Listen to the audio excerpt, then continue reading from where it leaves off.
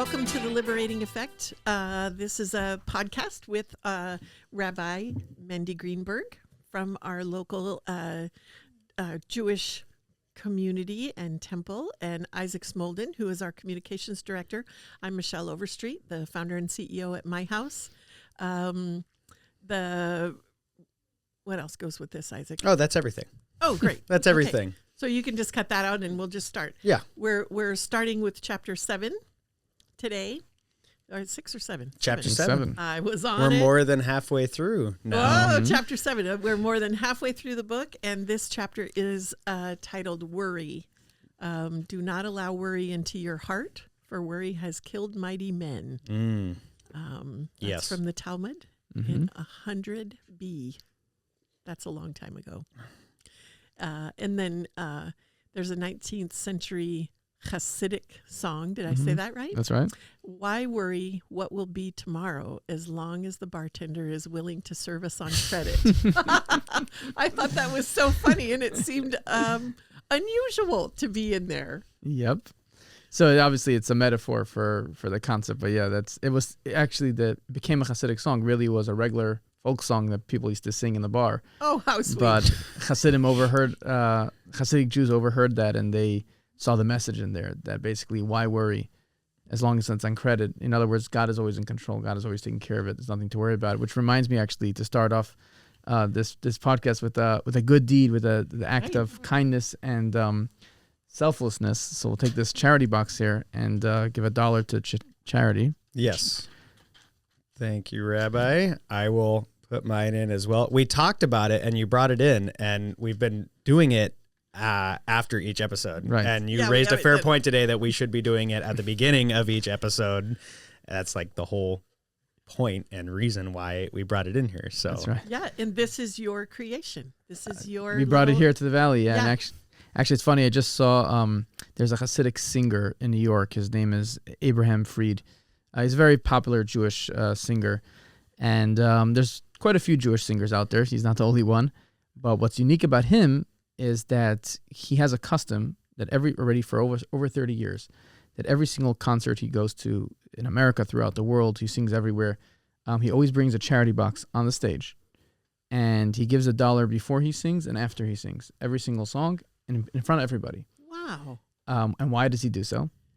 Because he one time went to the Rebbe before he went on a trip to sing, and he told the Rebbe he's going to a certain place to sing, and he asked the Rebbe for a blessing.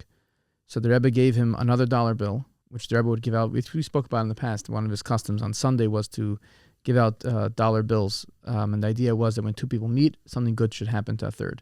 So if someone's coming to seek the Rebbe's counsel and guidance and blessing, they should go. It's not just for that person, but between the Rebbe's visit with this person, someone else, so a third party will gain. So the Rebbe gave him another $1 and said, this $1 give to charity, $1 give to charity before you sing, as a prayer to God that your singing should go well. And then another $1 give to charity after you finish singing, as a thanksgiving to God for being successful in your singing. And he does this publicly. He makes a whole thing out of it every single time. And so many times, performers, celebrities, or every one of us really, we get caught up in ourselves, caught up in our success, caught up in the worry and anxiety before, are we going to be successful or not? And it's a way how to always kind of ground ourselves and focus, and to start with an act of kindness and selflessness, a divine act. And then when we're successful, as a thanksgiving, again, to do an act of kindness.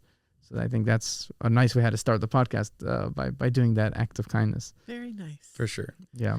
So today we're talking about worry, and once again, I feel convicted because a lot of what is in this chapter, at least the parts that really spoke to me, is talking about mindset, which is something we talked about last week with being content. And again, the way that this book is structured is so wise, because I think that focusing on that contentment really allows you to come to this next stage and unload those worries. Because when we are content and feeling thankful and blessed for all the things that we have.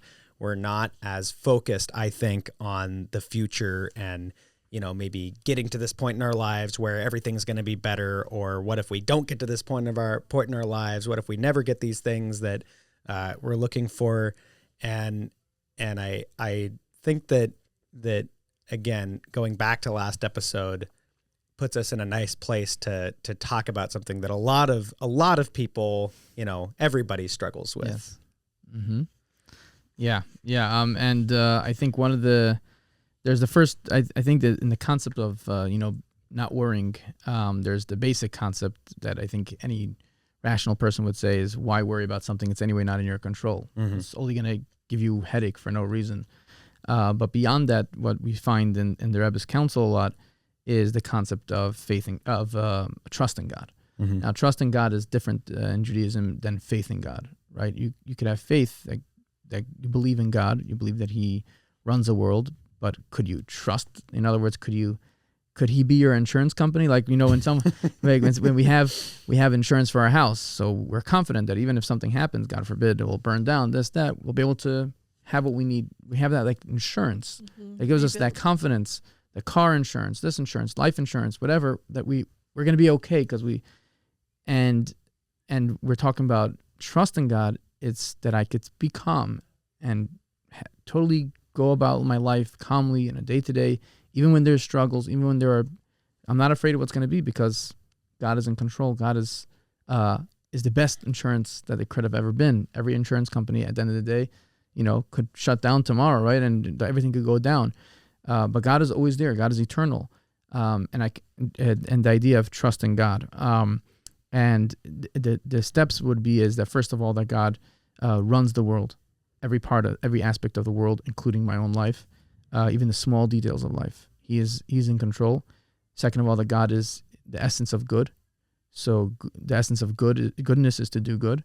Mm-hmm. And therefore, because He's the essence of good and He wants to do good, He's going to do, not only is He in control of my life, but He wants to do the best for me. He wants to do the best for my life. So having that idea is a very powerful way. The more we strengthen our trust in God. Actually, the Rebbe many times mentioned about the dollar bill, and on our coin, our currency, it says, "In God we trust." It doesn't say "In God we believe," but it says "In God we trust," which is a big difference. And on our money, right? How often people feel are nervous about their financial situation, about do we have money, do we not have money? And on the money in America, it says "In God we trust." That our real trust, our real insurance, is God. That's what we trust. That we put our entire worry and our nerve and our emotions, and we're like, oh, God is going to take care of it. Nothing to worry about. All good. I could sit down, relax, do what I need to do with confidence, knowing that God is in control. God is going to do is good, and therefore He's going to do it good, and He's going to make it best for me. And that really, having that mindset really, really helps us alleviate our worry, our anxiety, which this brings us to another point that many times people could think that means that we're promoting a concept of not doing anything, sitting back, right, and not taking a proactive approach, right? Whether it's a financial approach, whether it's health, right? If someone's ill, God is going to take care of me. I'm fine. I can just do nothing. Or I don't have to go to work, or I don't have to get a job, or I don't have to have a house. I don't have to make sure I have my clothes, or all the things that a person needs. That's not the case. There's a verse that says in the Bible that God will bless you in all that you do. And the commentaries and Hasidic teachings brings out the concept that God will bless you, but it has to be in what you do. In other words, that God wants to work within the realm of nature, and therefore, when we do the natural means of what we need to do to help ourselves financially, medically, or any way, that is the vessel that brings about God's blessings. So it's not that we trust in God, so we just do nothing. On the contrary, we do, knowing that is the best vessel to get God's blessing, but we're not worried about it. So in other words, you could go to work and be constantly worried. What do they think about me? What does my boss think about me? What do my coworkers think about me? Am I successful? Am I not successful? Will I be able to get upgraded to the next level or not? And And that's not the approach. The approach is the outcome is up to God. God is in control. You're just making a vessel. You're just making a disguise, doing the do's so God can really do the magic. So you let God be in driver's seat. You do what you need to do. And the same thing with a medic. Some could go to a doctor. They went to the best doctor. They got the diagnosis. They got the cure. And yet they're constantly worried and full of worry and anxiety. What's going to be? Will the medicine work? Does the doctor know what he's talking about? Maybe he made a mistake, and on and on and on. And the answer is the doctor's not really doing anything. It's all God's blessings. The doctor is the conduit. The doctor is the vessel that God will bring the blessings. So therefore, calm down. Don't worry. God is in control, and God will make sure it's going to be the best for you. Yeah, nice. Yeah. So there's the story that is about halfway through about actually letting go, which I thought was really funny, because I enjoy getting my life lessons through storytelling. Yeah, it's powerful. It's better. Maybe it's just because I grew up, watching a bunch of Disney movies or something. But the poor man, he's going along the road. He has the burden on his shoulders, and some guy, is coming by with his carriage. He picks him up. He's like, "Oh, I'm gonna give you a ride," and the carriage keeps going along the way that the poor man is walking, and he's keeping his backpack on. And the guy's like laughing, like, "Why is your backpack still on?" Like, "Oh, well, you're already carrying me. I don't want your carriage to have to carry my backpack too." Right. And it's like, like carriage is carrying it either way. Right. Just set it down. Like, you got in the carriage. You're going where you're supposed to go. So why are you burdening yourself extra when you don't need to? And I think the lesson it's intended to be talking about are worrying over nothing and making that recognition. But I actually think that for me, there's a little lesson in here, I think, in a slightly tweaked way, in just that why in our daily work, in our interactions with people, why am I trying to continue to work at something when the desired effect is already there? There's this concept that people talk about where I think for someone that really kind of freaks out about details and just wants everything to be right and get in the box and make it how it's supposed to be, they say for folks like that, you should work till something is at 80% of its desired outcome, and then not sweat the last 20. Because if you hyper focus on that perfection and you get it to 99 and 99.9 and 99.99, you're never going to be done with it. And so if it has the desired effect and it's already traveling where it's supposed to go, why am I still focusing on it and carrying it? And so, yeah, I really appreciated that after kind of the setup of the beginning parts of this chapter. Right. The feeling of responsibility, right? That there's a letter that starts here that a person is not fully responsible of their life. I don't know if you saw that. Man is the master of his lot only to a certain extent. Right. Yes. For the most part, it depends on God. Yes. So yes, we are responsible, and we have to, be responsible of our actions. But at the end of the day, we have to realize that there's only so much we're in control. Mm-hmm. And a lot of the worry is that we feel we need to be in control. We have this fake, false feeling as if we are on the regular day in control of everything. Right. Yeah. And therefore, as soon as something is not exactly going as we expect or we want or we look forward to, we start, bending out of shape. And really the truth is, which is something that's actually important to meditate all the time, is that really we never know any time at any moment where we're going to be in a moment. They actually brought in the beginning of the chapter the piece from the Talmud that says that why worry about something that's happening tomorrow when you don't even know if you'll be here tomorrow. Yeah. So you ended up spending a whole day today worrying about tomorrow when tomorrow doesn't even exist. Yeah. So in other words, we spend, and here the idea is that it's not just about, you might not be here tomorrow, but ultimately everything today, the easy things, the good things, the expected things, they're all in the hands of the Creator. And why worry about things that are really beyond you? And by realizing that we're kind of on the wagon anyway, all the time. So just let it go, calm down, take a chill, be calm. And ultimately what it says later on is that we will make better choices. We will be more effective. We will perform better proactively if we have that. We let go of that worry and that anxiety. I had a note for myself on that letter specifically because I think it plays off my favorite book that I talk about with everyone all the time, Extreme Ownership, which we read a year and a half ago. And that book's talking about taking accountability for everything. How much would your life change if you took responsibility and said, how, even in this situation that doesn't feel like my fault, what could I have done differently? But even in that book, there's a chapter that talks about, you can't take so much accountability that now you're owning responsibility for stuff that isn't your fault. There is stuff out of your control. There is stuff that is going to happen that you have no part of. And the part that you need to take ownership over is your response to that. Right. And so, feeling an overwhelming responsibility for everything is what it says in that letter. Responsibility is good, but feeling responsibility and ownership for stuff that you can't control is just a great way to drive yourself insane. Right. And it's not true. And it's, there's no basis for that, yeah. I really felt like this chapter sort of had an echo of all of the other chapters in that the rabbi doesn't tell the people in the stories how to solve the problem. He gives them tasks to do. And the tasks in part, really in my estimation, are designed to take their mind off of what they're ruminating on and worrying about. And so instead of saying, here's the solution to your problem, he says, go do this, this, this, and this.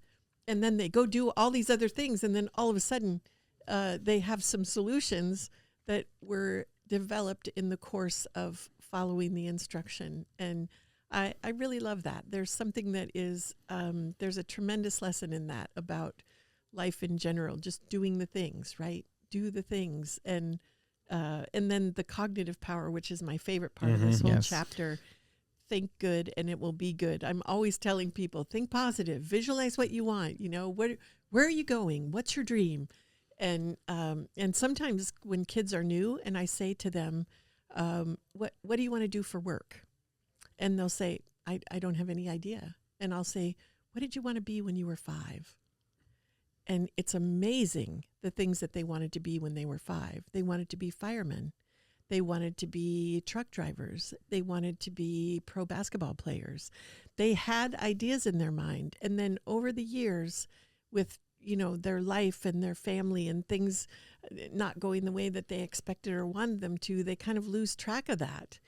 And when they land on something that speaks to them, all of a sudden it's like, oh, right, I can do that. And then looking at the steps to get there. And I really think you think good and it will be good, Yeah, this is really where I started to get convicted pretty strongly, because right before this, I was in here and I was grumbling and we were trying to set up this thing. And I was working with one of our other staff members. I was like, okay, we have to get this done. And why can't it just... Yeah. And then I pull out my book and I'm like, okay, I have my notes here. And I'm like, oh yeah, maybe I should have just said, okay, this is what is in front of me. And how can I reframe this to be good? Because everyone has stuff that drives us crazy, that person that drives us crazy or that thing that drives us crazy. But what can we control? How can I reframe this to be good? And a lot of times you hear like, oh, what's the silver lining? But I don't necessarily, it's you have to find a silver lining in everything. It's how can this challenge make me better? Or how can, how does this let me go in a different direction? Or even just, that's really unfortunate, but this is my opportunity to serve. And maybe 2 weeks down the road, I look back and I realize, oh man, if that thing hadn't happened, like we wouldn't have gotten X, Y, and Z done.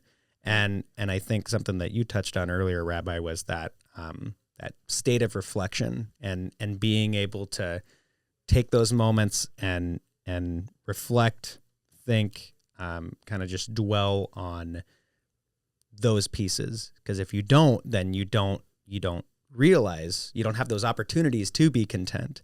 And when you're not content, then you start to worry, and then the ball starts rolling downhill.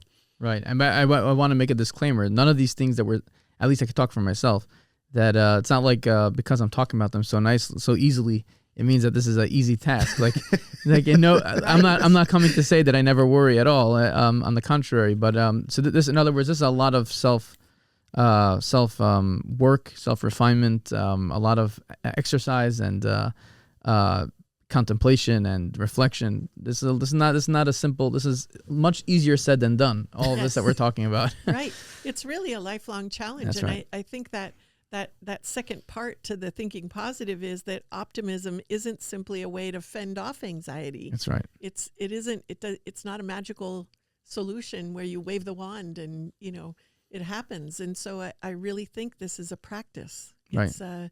It mentions about meditation. And yes. meditating, and I really think that is powerful in terms of training your mind to go where you want it to go and not where it goes naturally. That's right. There's a discipline required. It's some discipline required, right? Yeah, and especially when the harder things get, and the more scarier and the more worse the situations are, this is so much harder to think positive. How do you think positive when you get a bad diagnosis from a doctor? Or how do you think positive when there's a terrible financial loss? How are you meant to think positive? And what I think one of the most, as you're mentioning, both of you are mentioning, that it's not just that, better be positive than not positive because you can't do anything about it anyway, so why not be positive? But it's actually more powerful. It is, if you will think good, it will become good. In other words, your thoughts, your intention and decision to be in a positive space, to look at it from a positive perspective, to be positive, will little by little change the reality. First of all, on a psychological level, because when you're in a better place, you'll make better decisions. You'll be able to think in a more clear fashion, but also in a spiritual way, that the mystics in Judaism teach that everything that happens down here is a mirror of what happens above. It comes from the idea of that God is our shadow. Our shadow, right? What does a shadow do? Our shadow follows us, right? Wow. It copies us. So when we are in a negative place, when we are in a place of sadness, we are, so to speak, to some degree causing in a spiritual realm sadness and being upset. When we're in a positive space, when we're in a place of joy, we are causing joy above. So in other words, the blessing, whatever's coming down from above, is kind of mirroring what we are doing. So by forcing ourselves almost to be positive, and even in times when there makes no sense to be, there's no positivity. You almost don't see any reason. Everything is stacked up against us. Right. Yet pushing us ourselves to be positive, that influences, so to speak, how God will react to us. Right. And make it positive, make the situation positive. So our thoughts, our positive thoughts, have the power to literally change our destiny. That's very powerful. There's a piece, because anytime you start talking about weathering suffering and remaining positive, I think in a religious analysis, people always like to go back to Job, right? Yeah. Because Job has all these terrible things that keep happening to him, and he remains content for a long time. But even Job doesn't manage to remain positive for the entire length of the book of Job. He stumbles a little bit, but he is able to, at the end of the day, he is able to make that choice. He is able to remain joyful, to continue to trust in God. And something I was thinking about was, when does Job start to get discontent? When does Job, start to let things chip away? It's when Job's friends show up. And Job's friends do a terrible job of encouraging Job because all they say, curse God and die, Job. All this terrible stuff has happened to you. Well, pack it in.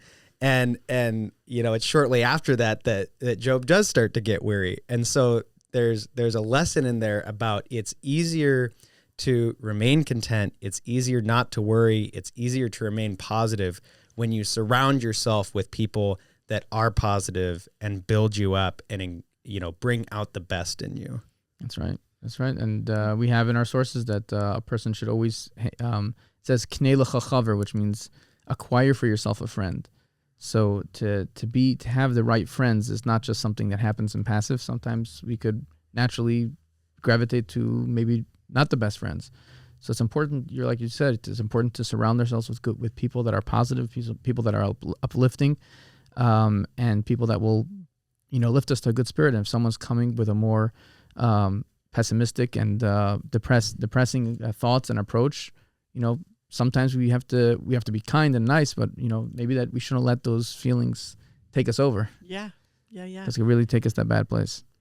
Yeah, I think that there's a value in having friends with faith. There's that it doesn't have to be a specific religion. This is so lovely, just to talk about things with a base of faith, and I think that's so powerful.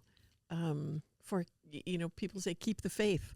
And that's sort of a moniker, but if you hear that reflecting, don't worry, continue to think positive, speak positive, behave as though the outcome is going to be what you want, regardless of the facts, right?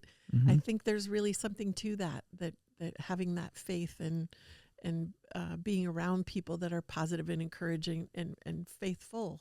That's right. Is valuable. There's another piece in Job too that I think highlights something we just talked about is when Job's children die and he loses everything. He's not like, well, shucks, that is just so unfortunate, but you know what? Maybe this is a great opportunity to practice being content. No, he ashes on the head and sackcloth and he mourns because he just lost all of his children. It's not, the lesson is not in that, well, Job just put on a smile and showed back up to work and everything ended up being okay. Right. He went through the process, but he went through the process continuing to have trust and continuing to have faith.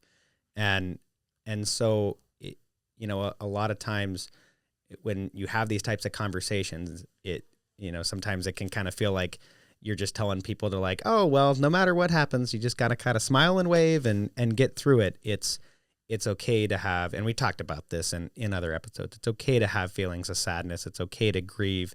It's okay to mourn, but there is a way in which to do it, and there is a healthy way in which to do it. And there's always opportunities to, even in that grief and in that mourning, find areas that you are blessed and find areas that you are content. Yeah. And, in Judaism, we have many blessings. Every morning we spoke about, I think in the last episode, we wake up and say 18 blessings of Thanksgiving for all the basic things we have. The fact that we could see, the fact that we could stand, the fact that our backs are straight up, so many things that you don't even think about. One of the blessings, we also thank God on joyous things that happen. If we have a baby, a child, there's a blessing to be made. We were blessed with a big fortune that wasn't expected. We can make a blessing on buying a house, on and on. There's also a blessing over tragedies. When a loved one passes away, there's a blessing that says, "Blessed are you, Lord our God, King of the universe, the true judge." And it says, which basically means is that we are accepting what the fate that whatever happened is done by God, and that God knows what He's doing, which is probably the most difficult blessing to make for a person.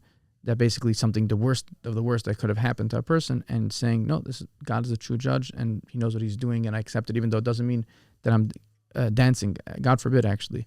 But at the same time, and it says actually the same way we're meant to thank God and bless God for the good things that happen to us, we're meant to thank God for the, so to speak, the bad things that happen to us, because we have to recognize that we're limited, infinite, finite people, and God is infinite. And even though to us it feels bad, and to us it feels like a sadness, and we are meant to mourn and we are meant to grieve, yet at the same time to realize that there's a bigger picture here that we don't understand.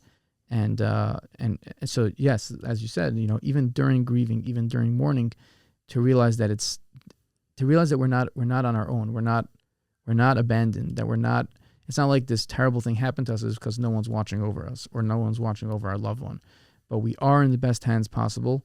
And the fact that this and this happened is, even though we don't understand it, or we can understand it, yet we know that God has, for whatever infinite reason, made that happen, let that happen. Yeah. There's a purpose. Yeah. There's a purpose. I really love in so many places in this book where the rabbi has the salutation at the end of each letter. Mm-hmm. And I wanted to read this one because it's such a nice illustration of exactly what we've just talked about. His sign off, the last paragraph is, hoping to hear good news from you about yourself and about every one of your family, accompanied by inner joy and gladness of heart. That is such a lovely way of saying, stay positive, keep the faith, I know it feels like we should sign off every email with that or something like that yeah, for work. We're really slacking here. There's really a lot of, we could do a lot better, I think, at this entire greeting other people, in a positive way. In a positive way, greeting and signing in and signing out of conversations. I really appreciate that about the... It's interesting you're bringing that up. That actually, in many of the letters, the Rebbe would almost complain to different people writing to him that why he always hears about the negative things and the problems, but when things are solved and things worked out, he never gets the update that that everything is okay. So he heard that this terrible situation, someone's sick, someone is doing something emotionally, with all the problems that he got thousands and thousands of letters. But then when he writes back and he gives them counsel, but he never gets updated. Oh, thank you, everything is fine now. Mom's out of the hospital. This kid is like, good. He never hears anything. And he would say, and there was actually a letter that he wrote to somebody. He said, who knows, maybe the reason why a negative thing happened was because there needed to be an increase in the love and connection between one person and another. So therefore, something negative happened in order that you should reach out to somebody else and form that connection with one human and another. And if we would have used out good events, good occasions to connect to other people, maybe negative things wouldn't have to happen in the first place. There's a lesson in there about prayer as well, because how often when things go wrong, are we likely to say, everything's going wrong, you need to help me, why aren't you helping me? But when we buy a house and have a kid and have, blessings in life, do we thank God for all of the good things that we have in life? I would say that probably for most of us, myself included, the ratio is probably a little more worry to thankfulness. Right. And again, that's not an easy thing to do, but we do have that opportunity. And I would say is that to think about that, if we were